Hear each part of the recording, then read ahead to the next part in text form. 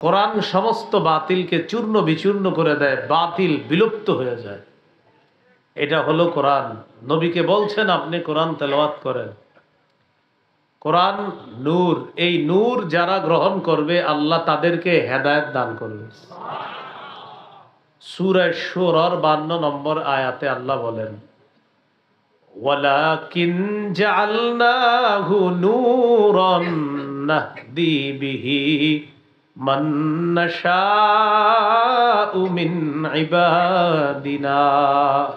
কোরআন আমি নূর বানিয়েছি, এই নূরের মাধ্যমে আমার বান্দাদের মধ্য থেকে যাকে ইচ্ছা আমি আল্লাহ তাকেই হেদায়েত দান করি।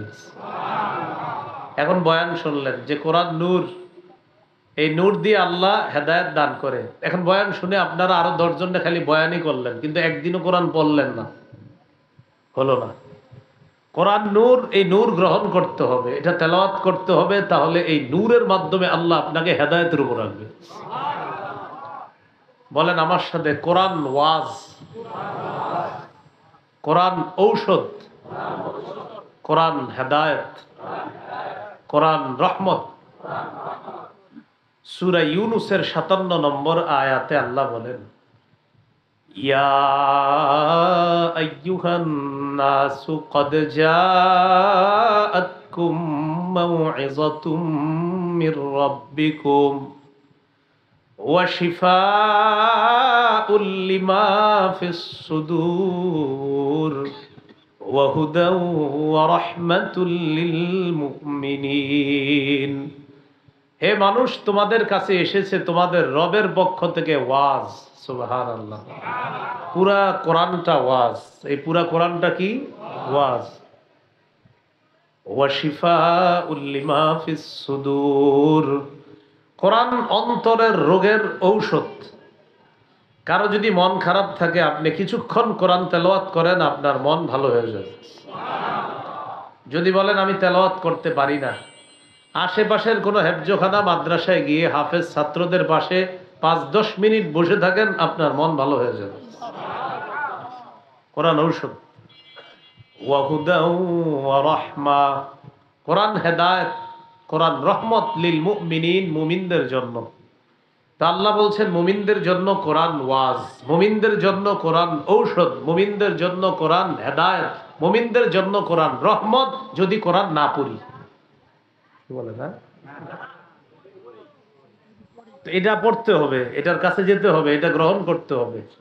আল্লাহ আমাদের সকলকে কোরআনের সাথে মহব্বত বাড়িয়ে প্রতিনিয়ত কোরআন তেলাওয়াত করার তৌফিক দান করেন। রাসূলুল্লাহ সাল্লাল্লাহু আলাইহি ওয়াসাল্লামও বলেছেন, তিরমিজির বর্ণনা 2929 নম্বর হাদিস, আবার 2909 নম্বর হাদিসও আছে। قال رسول الله صلى الله عليه وسلم خيركم من تعلم القرآن وعلمه। নবীজি বলেন, তোমাদের মধ্যে ওই ব্যক্তি সর্বোত্তম যে কোরআন শিখে অন্যকে শিখায়। মাদ্রাসার মক্তবে হুজুর তার ছাত্রকে পড়ায়, এই আব্দুর রহমান এদিকে আয়, পড়। হামজা লাম জবর আল, হামিম জবর হাম, আল হাম, দাল পেশ দু, আল হামদু। যা তুই যা। আব্দুর রহিম এদিকে। বা জবর বা, শিন জবর শাহ, বাসা, র জবর র, বাসা র। এইভাবে পড়াইতেছে ছাত্রকে। নবীজি বলেন, ওস্তাদ ছাত্র উভয়জনকে আমি পৃথিবীর শ্রেষ্ঠ বলে ঘোষণা করলাম। তিরমিজির বর্ণনা 2910 নম্বর হাদিস, 2910।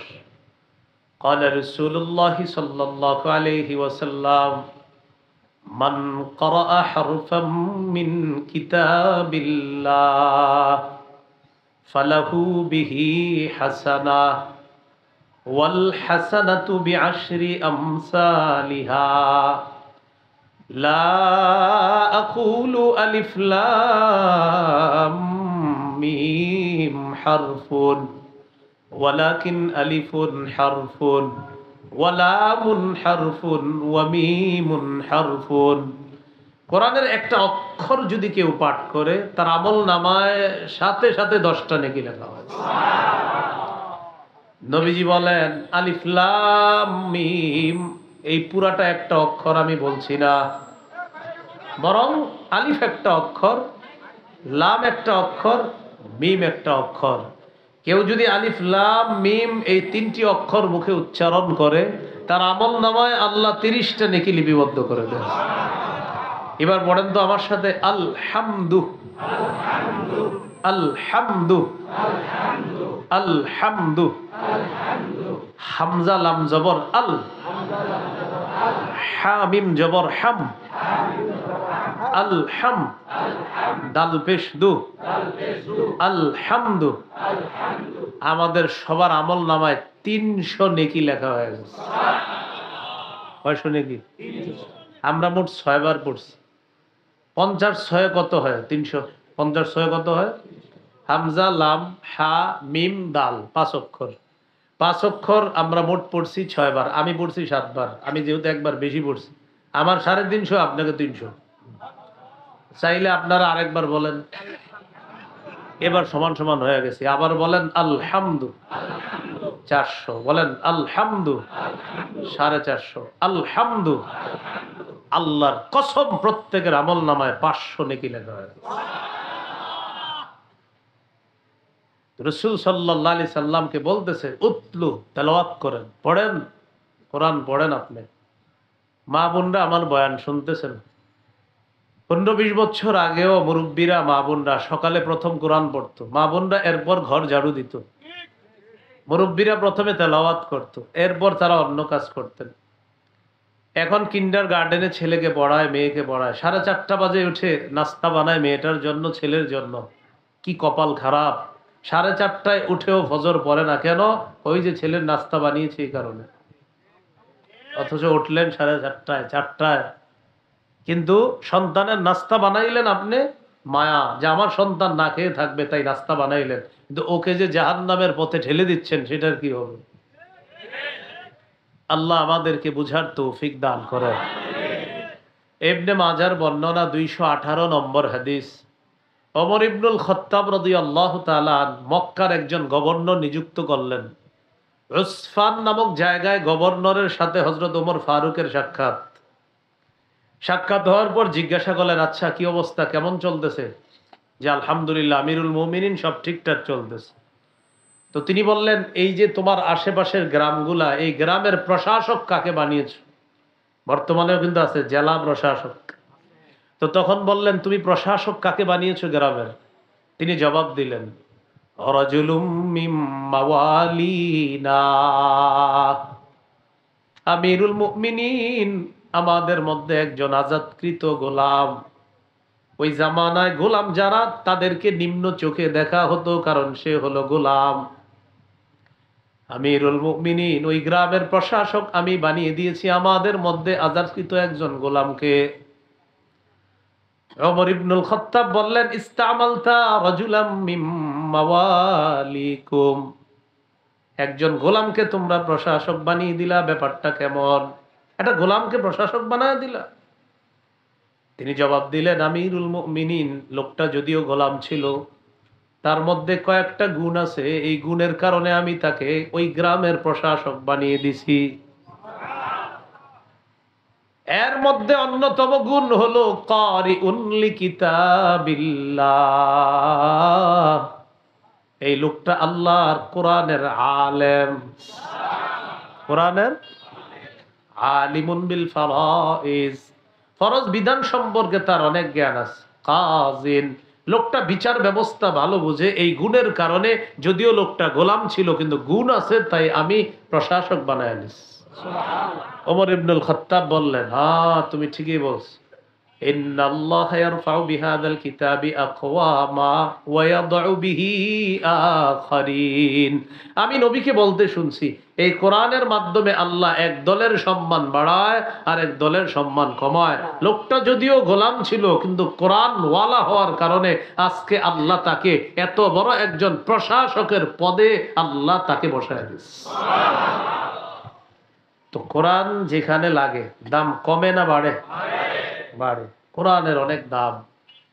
এই গেল আজকের আলোচ্য আয়াতের প্রথম অংশ। উতলু, নবী আপনি তেলাওয়াত করেন, আপনি পড়েন।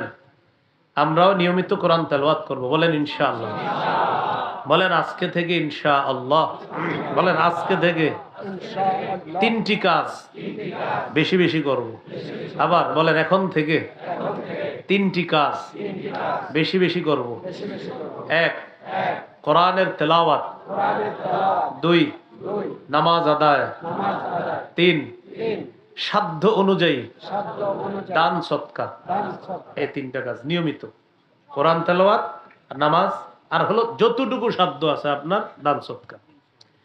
এই তিন কাজ যদি নিয়মিত করেন আল্লাহ পরিপূর্ণ সওয়াব দিবেন, পাশাপাশি আখেরাতে তো মর্যাদা বাড়াবেনই, দুনিয়াতেও ডে বাই ডে আপনার মর্যাদা আল্লাহ বাড়াবেন।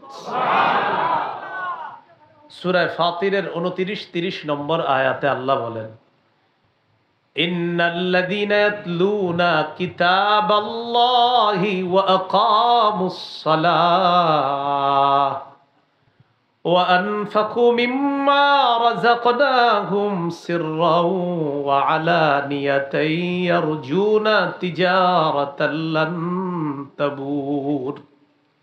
যারা নিয়মিত কোরআন তেলাওয়াত করবে, ও আকামুস সালাহ, নামাজ কায়েম করে, ও আনফাকু মিম্মা রাযাকনাহুম সিররাও ওয়া আলানিয়া, আমার দেওয়া রিজিক থেকে যারা গোপনে প্রকাশ্যে প্রতিনিয়ত দান করে।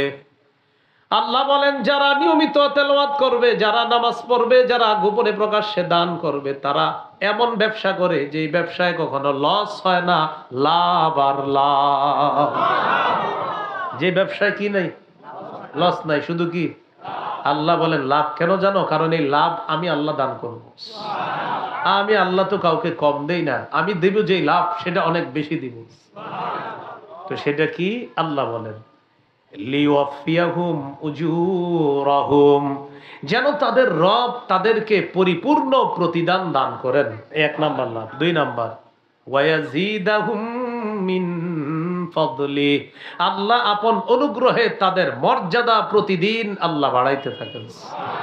দেখেন, যারা নিয়মিত কোরআন পড়বেন, যারা নিয়মিত নামাজ পড়বেন, যারা গোপনে দান সৎকার করবেন, আপনাকে এলাকাবাসী আমরা কেউ না চিনলেও আল্লাহর দরবারে আপনার মর্যাদা প্রতিদিন বাড়তেছে। তো এটাই তো দরকার আমাদের। আল্লাহ আমাদের সকলকে প্রতিনিয়ত কোরআন তেলাওয়াতের মাধ্যমে আমাদের দিনটা যেন শুরু করতে পারি, আল্লাহ তৌফিক দান করেন। এখানে অনেক গার্মেন্টস শ্রমিক ভাইয়েরা আছেন, অনেক ব্যবসায়ীরা আছেন। আপনারা অন্তত একটা সূরা নিয়মিত কোরআন দেখা পড়েন, একটা সূরা। অথবা আপনি কোরআন শিখতেছেন, একটা লাইন পড়েন। যে হুজুর আমার সময় কম, আপনি একটা লাইন ডেলি পড়েন। যদি আমি বলবো একটা পৃষ্ঠা পড়েন। এখন দেখা পড়তে কেন বলতেছি, এবং কোরআন খুললেন, খুইলা পড়লেন। খুইলা পড়তে এই জন্য আমি বলি, মনে করেন আপনি পারেন, ইয়াসিন সূরাটা পারেন, তারপরে একটু খুইলা ইয়াসিন সূরাও পড়েন।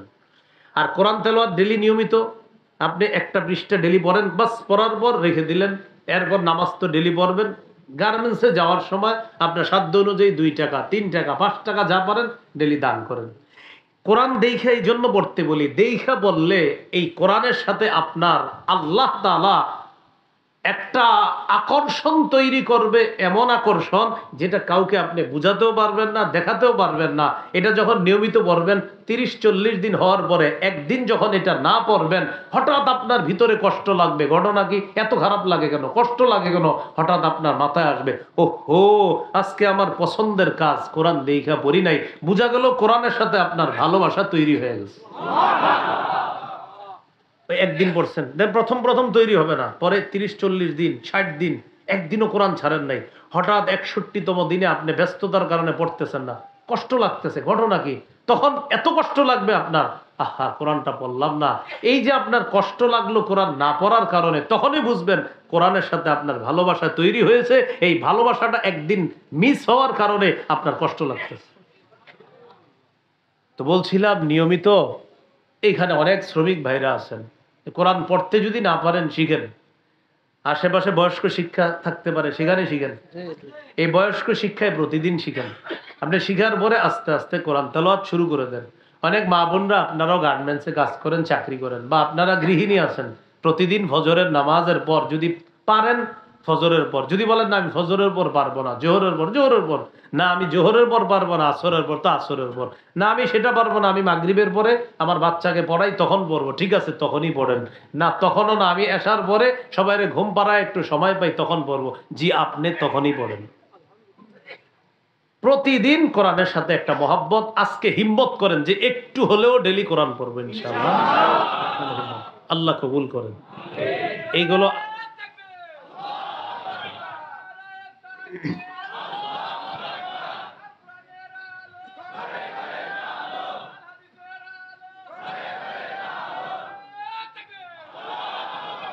অনেক সুন্দর কথা। আল কোরআনের আলো ঘরে ঘরে জালো, আল হাদিসের আলো ঘরে ঘরে জালো, খুব সুন্দর কথা।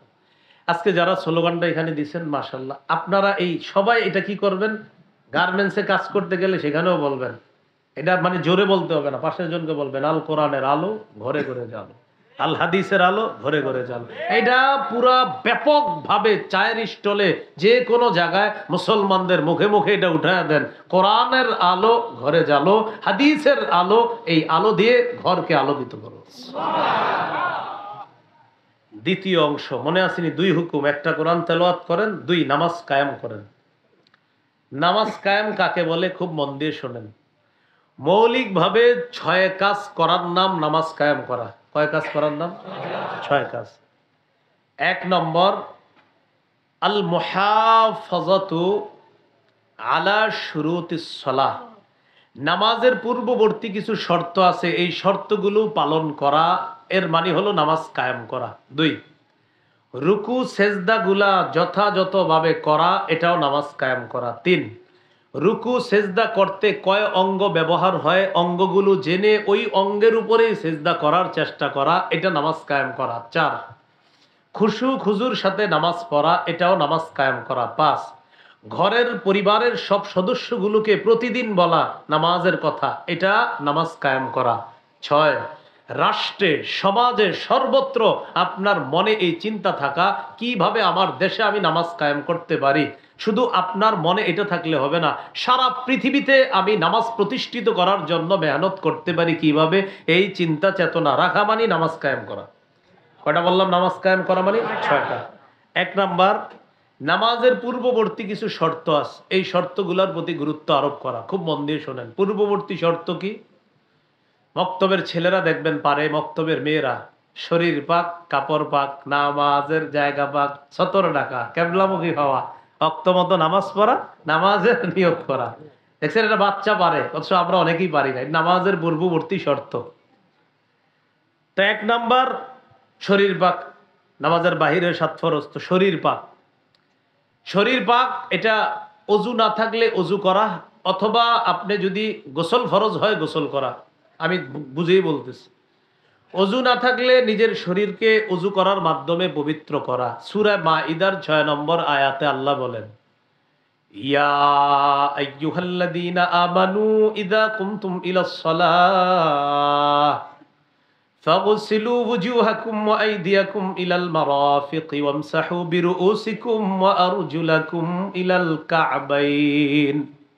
হে ঈমানদারগণ, যখন তোমরা নামাজের ইচ্ছা করো তখন তোমাদের চেহারা ধৌত করো, তোমাদের হাতগুলা কনুই পর্যন্ত ধৌত করো, তোমাদের মাথা মাসেহ করো, তোমাদের পা গুলা টাকনু পর্যন্ত ধৌত করো। দেখেন অজুর ফরজ 4টা, এই আয়াতে 4 ফরজের কথা চলে আসছে। চেহারা ধৌত করা, হাত ধৌত করা, মাথা মাসেহ করা, পা ধৌত করা, এগুলা 4টা হলো অজুর ফরজ। এরপর আছে সুন্নত, আছে 3 বার ধোয়া, নাকে পানি দেওয়া, সুন্নত আছে আলাদা। এই হলো অজু না থাকলে অজু করা। সহিহ বুখারীর বর্ণনা, 6954 নম্বর হাদিসের বর্ণনা। قال رسول الله صلى الله عليه وسلم لا يقبل الله صلاة أحدكم إذا أحدث حتى يتوضأ।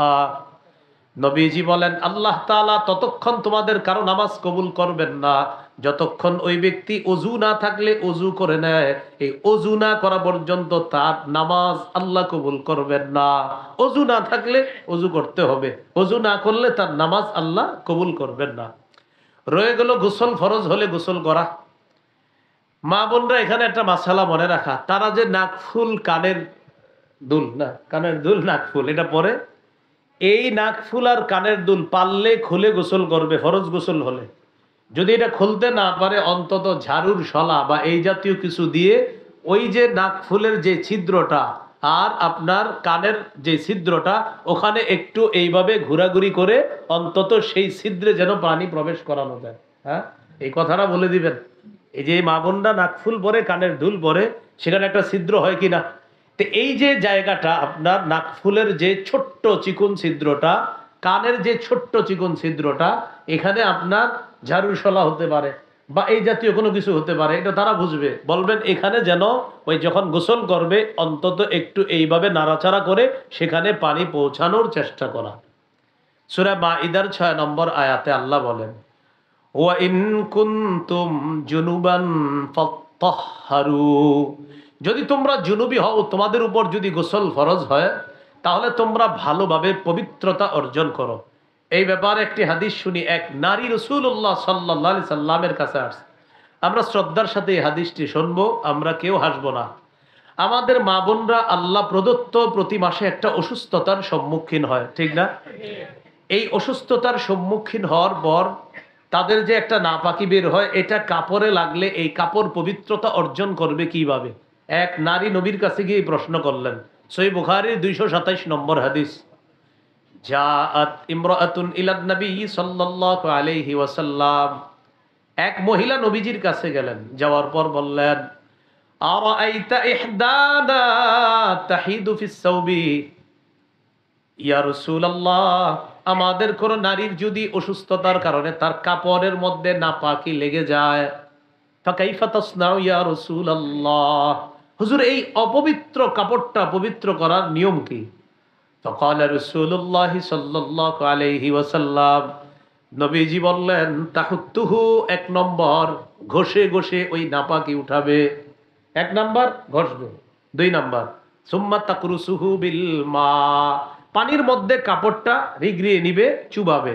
তিন নম্বর ওয়া তানদাহুহু, ভালোভাবে এরপর এটা ধৌত করে এটাকে চিপবে, চিপার পর শুকাবে। সুম্মা তুসাল্লি ফি, এরপর ওই কাপড়ে নামাজ পড়বে। এরপর কি পড়বে ভাই? ওই কাপড়ে নামাজ পড়বে। তো যাই হোক, এই জায়গায় যেটা আমাদের উদ্দেশ্য হলো যে শরীর পাক করা, শরীর পাকের পরে হলো শরীর পাক, কাপড় পাক, এই কাপড়টাও পাক করা, কাপড় পবিত্র করা। সূরা মুদ্দাসসিরের 4 নম্বর আয়াতে আছে, ওয়াসিয়াবাকা ফাতাহহির, নবী আপনি আপনার কাপড় পবিত্র করেন। তাহলে কি শিখতেছি ভাই? নামাজ কায়েম করা মানে নামাজের পূর্ববর্তী শর্তগুলোর ব্যাপারে গুরুত্ব দেওয়া। একটা শর্ত হলো শরীর পাক করা, আর একটা শর্ত হলো কাপড় পাক করা, এরপরে হলো নামাজের জায়গা পাক। এই ব্যাপারে একটা হাদিস শোনেন, সহিহ বুখারীর 438 নম্বর হাদিস। হাদিসে আমাদের মূল উদ্দেশ্য একটা, কিন্তু হাদিস থেকে আমরা একটার সাথে শিখবো আরো 5টা। কয়টা? 5টা।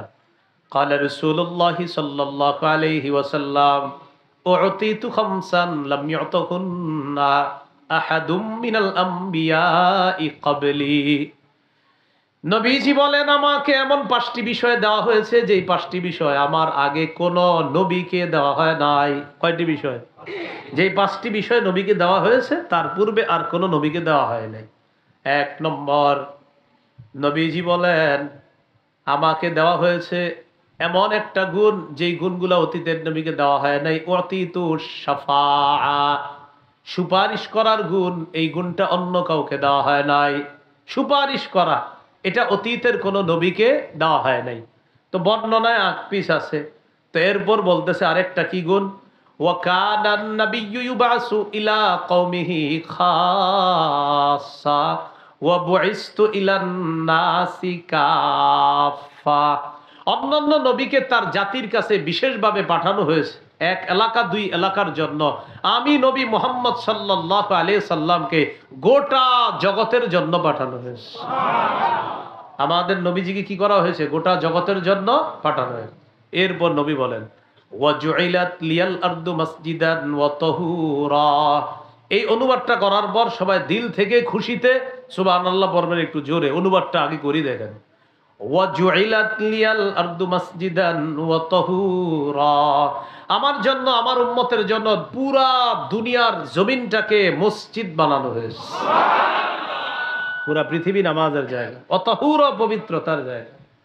ফাইয়ুমা রাজুলিম মিন উম্মতি, আমার কোন উম্মতের যদি এমন অবস্থা হয়, আদ্রাকাতুস সালাহ ফালইউসাল্লি, আমার কোন উম্মত যদি এমন হয় যে তার নামাজের সময় হয়ে গেছে, আমার উম্মত যেখানে আছে সেখানে আশেপাশে কোনো মসজিদ যদি নাও পায়, পানি যদি নাও পায়, অনেক দূরে পানি, সেই পানি যদি খুঁজে না পায়, মুসাফির উম্মত সে ওখানে ওই পবিত্র পানি মাটি দিয়ে তায়াম্মুম করবে, আর ওই পবিত্র মাটিতে সে নামাজ পড়বে, আল্লাহ তার নামাজ কবুল করে নেবে। এটা অতীতের কোন নবীকে কি করা হয় নাই, দেওয়া হয় নাই। এই বৈশিষ্ট্য শুধু আমাদের নবীকে দেওয়া হয়েছে। সুবহানাল্লাহ। এরপর নবীজি বলেন, ওয়া উহিল্লাত লিয়াল গনাইম, গনিমতের মাল অতীতের কোন জাতির জন্য বৈধ করা হয় নাই, আমার জন্য গনিমতের মাল বৈধ করা হয়েছে। আমার জন্য গনিমতের মাল কি করা হয়েছে, বৈধ করা হয়েছে। গনিমতের মাল মানে যুদ্ধলব্ধ সম্পদ। অতীত জাতি যুদ্ধ করার পর যে সম্পদ পাইতো, এই সম্পদ কোনো আগুন আইসা জ্বালায়া দিত অথবা আল্লাহ আসমানে উঠায়া নিতেন। কিন্তু আমার কোনো উম্মত যদি জিহাদ করে আর সেখান থেকে গনিমতের মাল পায়, আমার উম্মতের জন্য এই মাল আল্লাহ হালাল করে দিচ্ছে। আরেকটা হলো ওয়ানুসিরতু বিররুবি মাসিরাতা শাহরিন, আমি নবী যদি কোনো এলাকায় রওনা করি, 1 মাসের দূরে কাফেরদের অন্তরে আমার ব্যাপারে আল্লাহ কাঁপুনি সৃষ্টি করে দেয়। আমি রওনা করছি কোনো এলাকায়, 1 মাসের দূরত্বে বেঈমানদের অন্তরে আমার ব্যাপারে আল্লাহ ভয় ঢুকায় দেয়, কি আসতেছে রে, না জানি কি হয়, এরকম ভয় সবার অন্তরে কাঁপুনি সৃষ্টি হয়ে যায়। তাহলে এই 5টার মধ্যে একটা হলো জমিন পুরাটাই পবিত্র, শরীর পাক, কাপড় পাক, নামাজের জায়গা পাক। অপবিত্র থাকলে এটা পবিত্র করে নেওয়া। এরপর সতর ডাকা। সূরা আরাফের 31 নম্বর আয়াতে আল্লাহ বলেন, ইয়া বানি আদামা খুযু যিনাতাকুম ইনদা কুল্লি মসজিদ, হে আদম সন্তান, তোমরা প্রত্যেক নামাজের সময় তোমাদের বেশভূষা গ্রহণ করো, সাজসজ্জা তোমরা গ্রহণ করো, সুন্দর পোশাক পরো। আমরা নামাজে অনেকে এই হাফ হাতা গেঞ্জি পরে চলে যাই, ঠিক না? দেখেন, হাফ হাতা গেঞ্জি পরে নামাজ পড়লে যে নামাজ হবে না এমন না, বিষয়টা হয়ে যাবে। কিন্তু আপনি অন্য কোথাও গেলে কত সুন্দর সেজে গুজে যান, আল্লাহর সামনে গেলেন, সেখানে আপনি একটু পাঞ্জাবি পরে যান, একটা সুন্দর পজিশন নিয়ে যান আপনি। তো অনেক সময় দেখা যায় অনেকে গরমের কারণেও কোনো মতে আর কি গেঞ্জিটা পরে মসজিদে গিয়ে দাঁড়ায়া যায়। এটা শহরে কম, গ্রামগঞ্জে বেশি। গোসল করতে যায় মসজিদের ঘাটে, সেখানে ডুব দিয়া উইঠা গামছাটা গায়ে দিয়ে গিয়ে আল্লাহু আকবার। তো আল্লাহর সামনে দাঁড়াইতেছি, একটু সুন্দর ভাবে দাঁড়ানো, ব্যয়ের সাথে দেখা করতে কত সুন্দর পোশাক পরে যায়। বলেন মসজিদে কার সামনে দাঁড়াই? তো সেখানে পোশাকটা একটু উত্তম হওয়ার প্রয়োজন আছে না নাই? শরীর পাক, কাপড় পাক, নামাজের জায়গা পাক, সতর ঢাকা গেল। এরপর কেবলামুখী হওয়া। আল্লাহ তাআলা সূরা বাকারার 149 নম্বর আয়াতে বলেন, ফাওয়াল্লি ওয়াজহাকা শাতরাল মাসজিদিল হারাম, আপনি মসজিদে হারামের দিকে চেহারাটা করেন। 17 মাস 18 মাস বাইতুল মুকাদ্দাসের দিকে আল্লাহ নবী নামাজ আদায় করে, তবে নবীর মন চায় কিবলাটা যেন কাবার দিকে হয়ে যায়। আল্লাহ তাআলা বলেন, কদ নারা তাকাল্লুবা ওয়াজহিকা ফিস সামা, নবী আপনি যে এইভাবে বারবার আসমানের দিকে চেহারা উঠান, আমি আল্লাহ কিন্তু বিষয়টা দেখি। বলে না খালি আসমানের দিকে চেহারা উঠা, এইভাবে খালি এরকম করে, মানে বুঝায় আল্লাহ যদি কেবলাটা কাবা হইতো, মানে কেবলা বাইতুল মুকাদ্দাসের দিকে ছিল 17 মাস 18 মাস, তো নবীজি মুখ দিয়ে কিচ্ছু বলে না, খালি এইভাবে তাকায়। আর মনে মনে ইচ্ছা হলো যদি কাবার দিকে হইতো, মানে আল্লাহ তোমার ঘরের দিকেই যদি হইতো কেবলাটা, ভালো হইতো। মুখ দিয়া বলে না, মনে মনে আছে। আল্লাহ কয়, হাবিব এই যে আপনি বারবার খালি চেহারা উপরে উঠান, আমি কিন্তু দেখি, আমি দেখি, তাকাল্লুবা ওয়াজহিকা ফিস সামা, আপনার বারবার চেহারা উপরের দিকে উঠানো নামানো আমি দেখি। ঠিক আছে, ঠিক আছে, ফালানুওয়াল্লিয়ান্নাকা কিবলাতান তারদাহা, অচিরেই আমি আপনাকে ওই কিবলার দিকেই ঘুরিয়ে দিব যেটা আপনার পছন্দ। জোহর বা আসরের নামাজের 2 রাকাত হয়ে গেছে, জিবরিল আমিন আসছে, আসার পর কয় আর দেরি করা যাবে না, এই মুহূর্তেই আপনি কাবার দিকে চেহারা করে ফেলেন। বাইতুল মুকাদ্দাসের দিকে পড়ছে 2 রাকাত, বাকি রইল কয় রাকাত? 2 রাকাত। জিবরিল আমিন আইসা কয় বাস আর 2 রাকাত শেষ করেন, কাবার দিকে ফিরে। কিসে? আল্লাহ কিবলা পরিবর্তন করে দিছে। এই জন্য এই নামাজকে বলা হয় 2 কিবলার নামাজ। কয় কাবলার নামাজ? মানে নবী এক নামাজ কয় কাবলার দিকে ফিরে ফিরে পড়েছিলেন? 2 রাকাত পড়েছেন বাইতুল মুকাদ্দাসের দিকে ফিরে। ওই মুহূর্তে নামাজের অবস্থায় জিবরিল আমিন আয়েশা জানায়া দিছে, বাস আর দরকার নাই, এবার আপনি ফিরে যান আরেক দিকে, অর্থাৎ কাবার দিকে আপনি চেহারাটা করে ফেলেন। তাহলে আমাদের কেবলা কোনটা বলেন? কাবা। তো শরীর পাক, কাপড় পাক, নামাজের জায়গা পাক, 17 ঢাকা কেবলামুখী হওয়া। এরপরের শর্ত হলো ওয়াক্ত মতো নামাজ পড়া। সূরা নিসার 103 নম্বর আয়াতে আল্লাহ বলেন, ইন্নাস সালাতা কানাত আলাল মুমিনিনা কিতাবাম মাওকুতা। সময় মতো নামাজ পড়া মুমিনের উপর ফরজ। বলেন সবাই আমার সাথে, সময় মতো নামাজ পড়া মুমিনের উপর ফরজ। একটি হাদিস শোনাই, মন দিয়ে শুনেন। রাসূল সাল্লাল্লাহু আলাইহি সাল্লাম ইন্তেকাল যখন করবেন, ইন্তেকালের আগে 13 দিন অসুস্থ ছিলেন। জ্বর ছাড়ে ওঠে, জ্বর ছাড়ে ওঠে। কয়দিন? 13 দিন। সহিহ বুখারীর 687 নম্বর হাদিস। এই হাদিসটা শোনার পর আপনারা সিদ্ধান্ত নিয়েন যে আর কোনোদিন নামাজ ছাড়বেন কিনা। সহিহ বুখারীর 687। সাকুলান নবী সাল্লাল্লাহু আলাইহি ওয়াসাল্লাম, নবী প্রচন্ড অসুস্থ। সাহাবায়ে কেরাম এশার নামাজ পড়ার জন্য মসজিদে অপেক্ষায় আছে। কোন নামাজ? একটু আগে কোন নামাজ গেছে? নবীজি বললেন আসাল্লান নাস, সাহাবীরা নামাজ পড়ছে কিনা? আম্মা জান আয়েশা সিদ্দিকা রাদিয়াল্লাহু তাআলা আনহা জবাব দিলেন, না, সাহাবারা নামাজ পড়ে নাই। ইয়ান্তাজিরুনা লাকা, আপনার অপেক্ষায় আছে। কোন নামাজের অপেক্ষা? নবীজি অসুস্থ, বলতেছে নামাজ পড়ে নাই? কয় না। নবী বললেন, দুউলি মিখদাবা, আমার জন্য পানির ব্যবস্থা করো, আমি গোসল করব। ফাগতাসালা, নবী গোসল করলেন। আম্মা জান বলেন ফাফআলনা, পানি প্রস্তুত করলাম। ফাগতাসালা, গোসল করলেন। গোসল করার পর জাহাবালিয়ানু আ, নবী মসজিদে যাওয়ার জন্য প্রস্তুত হলেন, রওনা করলেন। মসজিদ দূরে না কিন্তু, পর্দা সরাইলেই মসজিদ। মসজিদে নববীতে যারা গেছেন বা যাবেন ইনশাল্লাহ দেখবেন ওই মসজিদের পাশেই নবীজির ঘর। আম্মাজান আয়েশা সিদ্দিকা ওই ঘরে থাকতেন। ওখানে আল্লাহ রাসূল সাল্লাল্লাহু আলাইহি সাল্লাম এখন আছেন, শুয়ে আছেন। তো এই যে মসজিদে যাইতে একদম কিন্তু কাছে, নবীজি সাল্লাল্লাহু আলাইহি সাল্লাম রওনা করবেন, উগমিয়া আলাইহি, বেহুশ হয়ে গেছে আবার। ফালাম্মা আফাকা, আবার যখন আল্লাহ রাসূলের হুঁশ ফিরে আসার পর নবীজি বললেন আসাল্লান নাস, সাহাবীরা নামাজ পড়ছে কিনা? জবাব দেওয়া হলো লা ইয়া রাসূলুল্লাহ, নামাজ পড়ে নাই। নবীজি আবার বললেন, আমার জন্য পানি আনো। আম্মা জান বলেন, পানির ব্যবস্থা করলাম। ফাগতাসালা, আবার গোসল করলেন, মানে পুরা শরীরটা আবার ভালোভাবে ধুয়ে নিলেন। কেন? ওই বেহুশি অবস্থাটা দূর করার জন্য। ওয়াযাহাবা লিয়াদুআ, রাসূল গোসল করার পর আবার মসজিদের দিকে রওনা করার জন্য। নবীজি যখন রওনা করলেন, সাথে সাথে উগমিয়া আলাইহি, আবার বেহুশ হয়ে গেছে। কয়বার হলো? ফালাম্মা আফাকা, যখন হুঁশ ফিরে আসছে, নবী প্রশ্ন করলেন আসাল্লান নাস, সাহাবীরা নামাজ পড়ছে কিনা? জবাব দেওয়া হলো লা ইয়া রাসূলুল্লাহ, তারা নামাজ পড়ে নাই। নবী বললেন, আবার পানি দাও। আবার আমরা পানি দিলাম। পানি দেওয়ার পর ফাগতাসালা, আবার সুন্দরভাবে শরীরটা ধৌত করলেন বেহুশি ভাব দূর করার জন্য। ওয়াযাহাবা লিয়ানুআ, আবার রওনা করলেন মসজিদে যাওয়ার জন্য। ফাউগমিয়া আলাইহি, আবার বেহুশ হয়ে গেছে। কয়বার? চলতে পারতেছে না, এরপরেও যাবেই। আল্লাহর পরে যিনি শ্রেষ্ঠ, যার আগে পরে কোনো গুনাহ নাই, যিনি আগে পরে কোনো গুনাহ নাই, তিনি বারবার বেহুশ হইতেছে। 3 বার বেহুশ হওয়ার পর বললেন, সাহাবীরা নামাজ পড়ছে? বলল, না হুজুর, পড়ে নাই। কয়েকজনকে বললেন, আবু বকরের কাছে যাও, গিয়ে বলো আবু বকর যেন সাহাবীদেরকে নামাজ পড়ায় দেন। কয়েকজন এই কথা বলার পর আতাহুর রাসূল, নবীজির পক্ষ থেকে একজন দূত আসছে, সংবাদদাতা আসছে। আয়েশা বললেন, আবু বকর, ইন্না রাসূলুল্লাহি সাল্লাল্লাহু আলাইহি সাল্লাম ইয়ামুরুকা, নবীজি আপনাকে আদেশ করছে আন তুসাল্লিয়া বিন নাস, মানুষকে নামাজ পড়াইতে, ইমামতি করতেন। আবু বকর সিদ্দিক পুরাই প্রস্তুত ছিলেন না যে নবী পাশে আমি নামাজ পড়াবো, এটা কেমনে সম্ভব।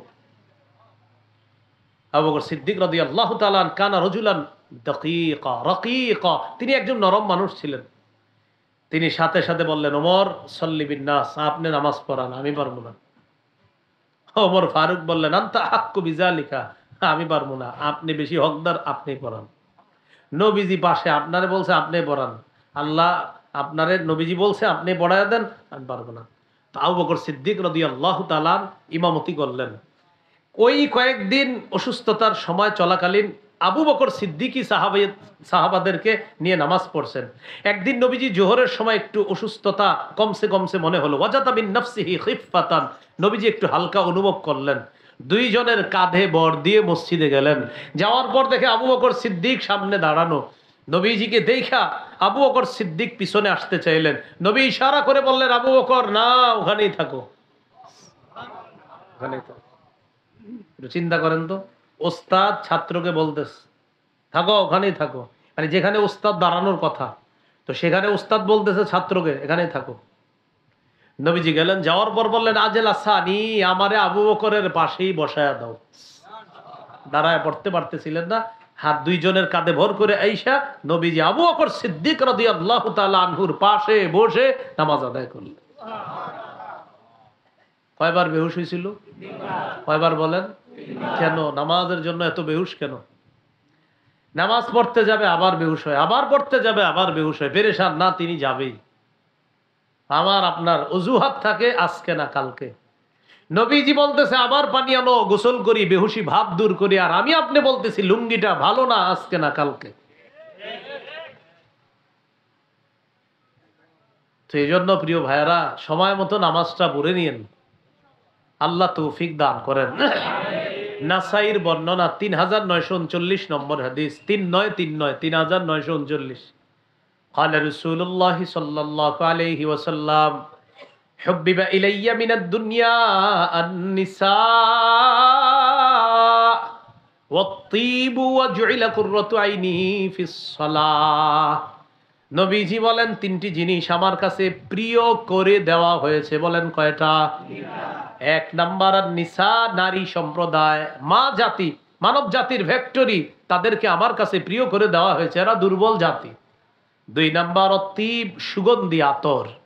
তিন নাম্বার ওয়াজুইলা কুররাতু আইনি ফিস সালাহ, আমার চোখ শীতল করার জন্য নামাজ আমার কাছে প্রিয় করে দেওয়া হয়েছে। আমার নামাজের মাধ্যমে আমার চোখ শীতল হয়। হাদিসে আসছে নবীজির যখন কোনো পেরেশানি আসতো, ইদা হাজাবাহু আমরুন ফাজা ইলাস সালাহ ওয়া ফি রিওয়ায়া সাল্লা, পেরেশানি আসছে তো নামাজে দাঁড়ায় গেছে, পেরেশানি আসছে নামাজে দাঁড়ায় গেছে। আমাদের হালাত নামাজে খারাইলেই পেরেশানিটা আরো বাড়ে। হ্যাঁ, পেরেশান, আরে কি হইব কি হইব, আর নবীজি পেরেশান কাটানোর জন্য নামাজে দাঁড়ায়। আল্লাহ আমাদেরকে বুঝার তৌফিক দান করেন। সহিহ বুখারীর বর্ণনা 4836 নম্বর হাদিস। এই হাদিসটি শোনেন। قام رسول الله صلى الله عليه وسلم حتى تورمت قدما, নবী নামাজের মধ্যে দাঁড়ায়, দাঁড়ানোর পর নবীর পা মুবারক দুইটা ফুলে গেছে। নামাজে দাঁড়ায় পা মুবারক ফুলে গেছে।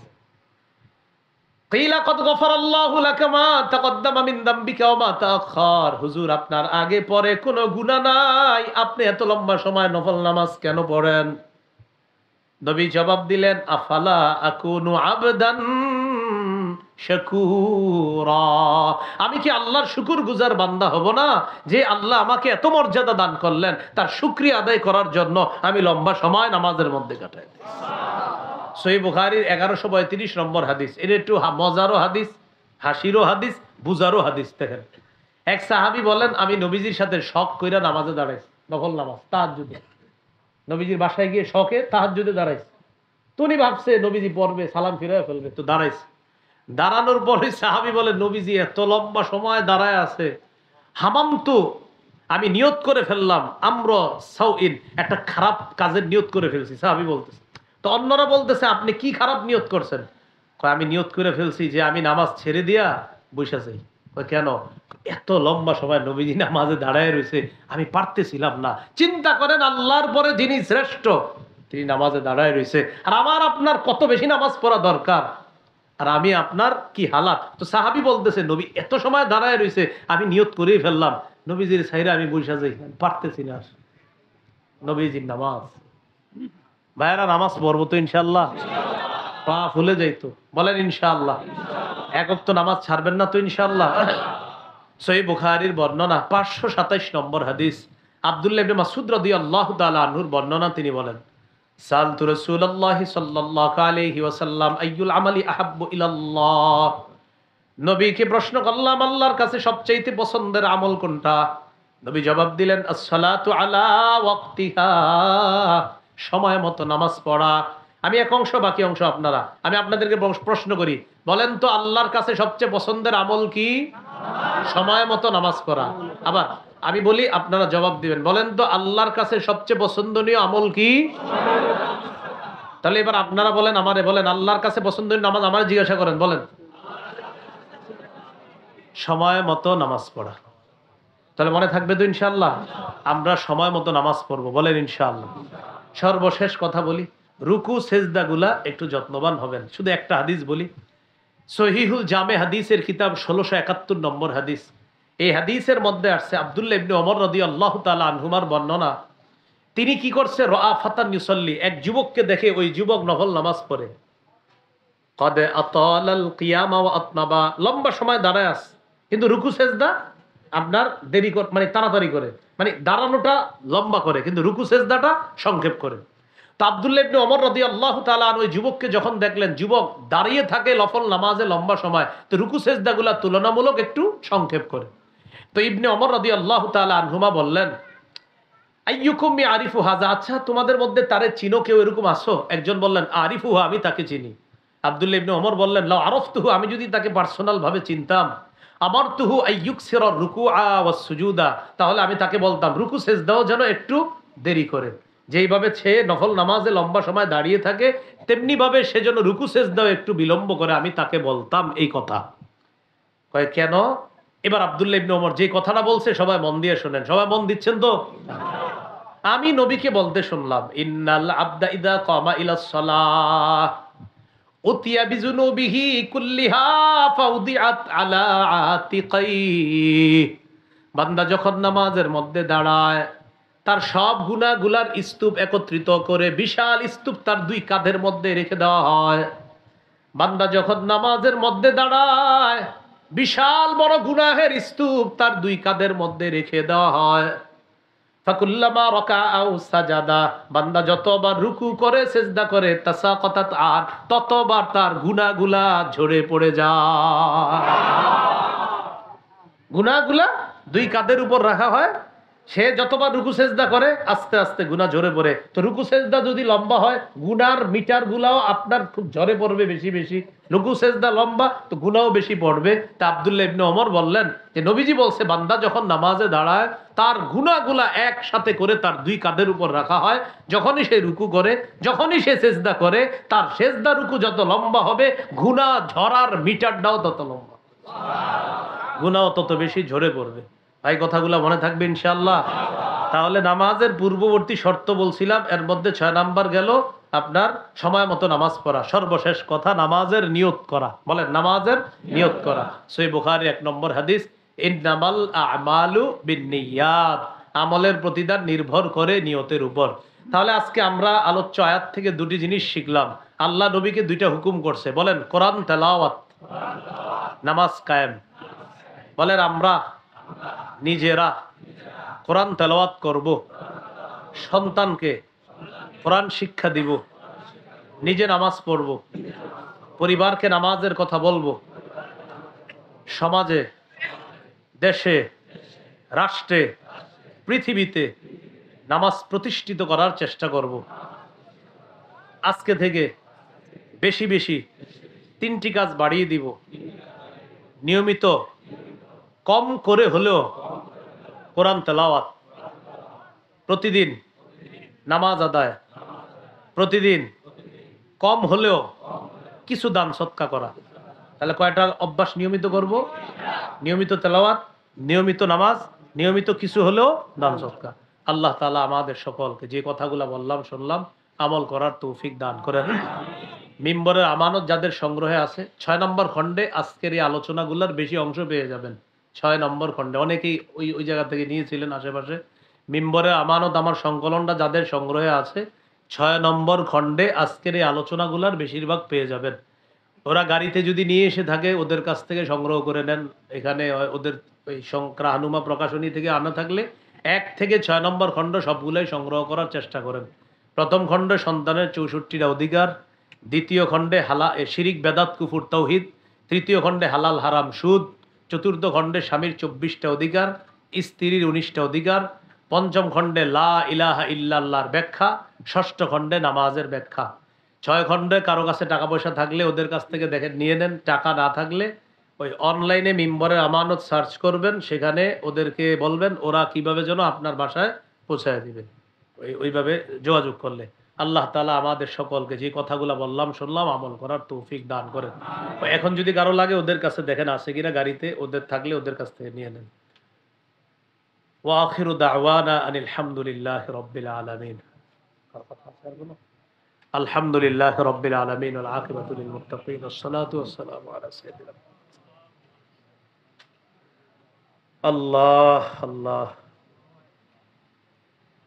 ربنا ظلمنا أنفسنا وإن لم تغفر لنا وترحمنا لنكونن من الخاسرين رب ارحمهما كما ربياني صغيرا رب ارحمهما كما ربياني صغيرا ربنا لا تزغ قلوبنا بعد إذ هديتنا وهب لنا من لدنك رحمة إنك أنت الوهاب ربنا اغفر لي ولوالدي وللمؤمنين يوم يقوم الحساب الله الله الله।